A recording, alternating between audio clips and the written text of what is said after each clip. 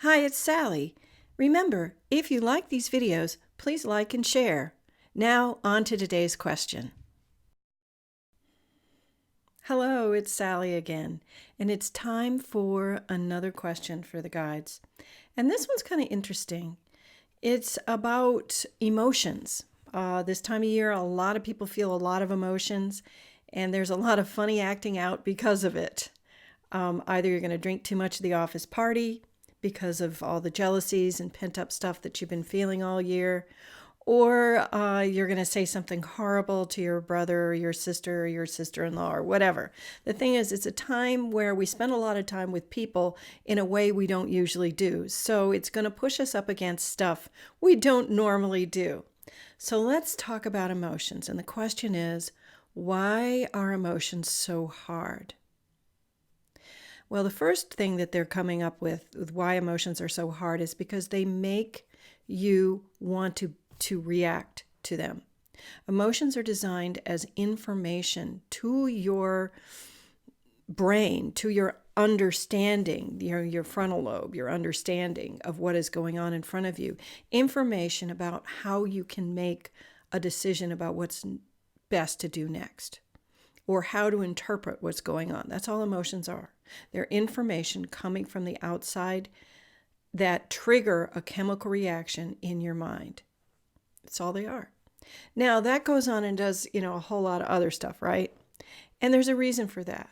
Back when we were primates, it was really important because we're highly social people to understand how to behave in a group. That's one of the reasons. And also, how to survive. Because if you make the wrong choice, you end up dead. And that's still true today.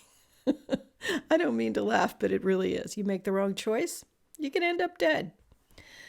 So, what makes them hard? What makes them hard is that a lot of people, when we're very, very young, get taught that some emotions must be avoided or must be suppressed or must be denied, pushed away. That's one reason. Another reason is when we feel this emotion for a very long time, it feels like it's forever. It feels like we will never not feel it again. It's this temporaneousness of, it's like all time is now. When you're feeling, especially a dark emotion, like if you're feeling depression or sadness or frustration or something like that, you end up, it feels like you can't imagine a time when you didn't feel this. It's sort of an all cloaking. Now imagine you're a small child and you're feeling frustration and anger, and you're told by the big people that that is not allowed. No temper tantrums allowed, no anger allowed. We will spank you for this. So you learn that having these big emotions leads to bad effect. So you're going to press them down and press them down and press them down and press them down and press them down until you can't anymore, till they come bubbling out like a volcano. That's what happens this time of year. When we're with other people, and then of course alcohol is involved, it can get pretty rough. You know that. Never drink at office parties, people. Really don't. You need to keep in control. So, what is it about emotions that makes them seem so timeless? It's whether or not they're accepted or whether or not they're acknowledged. Now I'm going to say that again, accepted and or acknowledged. You know how you wake up some days and you just feel dark? And sometimes it's a physical, like you don't feel well physically, so your mind goes dark. But sometimes you feel fine physically, but your brain goes dark. Remember, we're not separate bodies and minds. We are of one thing. So what goes on in your mind goes on in your body. And what goes on in your body goes on in your mind.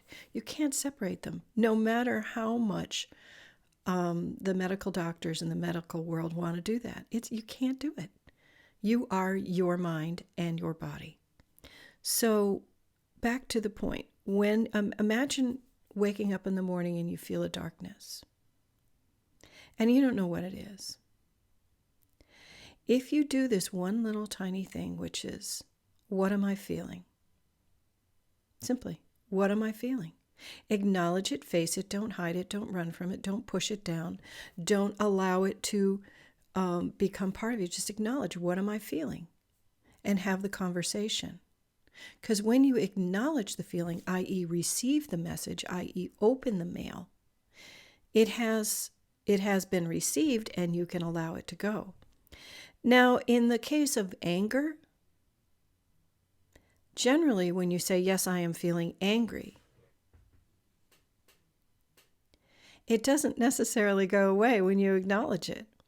So what do you do when you perceive you're feeling inappropriately angry? Well, a good way is to do one of the change your states, either exercise, which you want to do aerobic exercise, which will help you change your state by the movement of breath, because we process through our breath. Another thing is to dump, do a brain dump, either through writing or through talking about it, and just have a brain dump with a friend. Remember, they're not supposed to receive your anger. You're just going to allow it. And then when you get rid of some of this anger, then you're going to say, what about this makes me angry? Why am I angry? Unpack the understanding, because often people don't unpack the understanding. And when you do that, like say, I am angry because I feel that my needs were disregarded when my sister-in-law asked me to do something. Do you see what I mean? And then you can have an adult conversation with yourself instead of a toddler conversation. I'm mad, I don't want to do it. And, after you get some of the feelings down, you say, well, why am I angry? What about this makes me angry? Well, I felt disregarded. And then you can choose how you show up after that. Do you understand? So you can choose your next best thing. You don't have to show up as your toddler self. You can show up as the big adult person that you actually are, because that's the difference between adults and children. Adults take their emotions, notice them, acknowledge them, and then allow them to go away. So I hope this helps. I know this is a very emotional time of year. And if you need anything, remember, you can contact me at sallyreed.com, and I would love to be able to help you personally. I do take a few private clients for mentorship, for healing mentorship.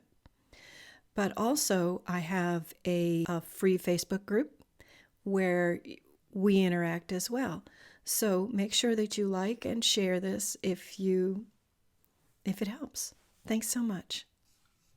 Bye-bye.